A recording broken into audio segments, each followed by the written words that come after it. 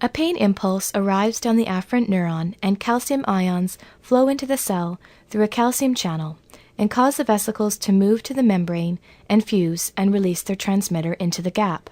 They activate receptors in the spinal neuron, which then link through a G protein mechanism to open potassium channels.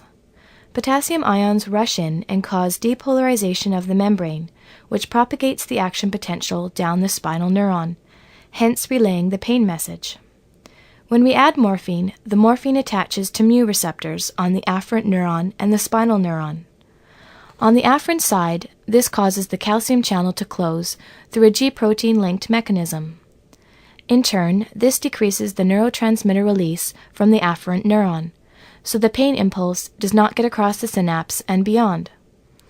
Simultaneously, on the spinal neuron side, morphine activates the mu receptors. This causes opening of the potassium channels through a G protein-linked mechanism. Potassium ions rush in and cause an inhibitory postsynaptic potential, further decreasing the transmission of the pain impulse.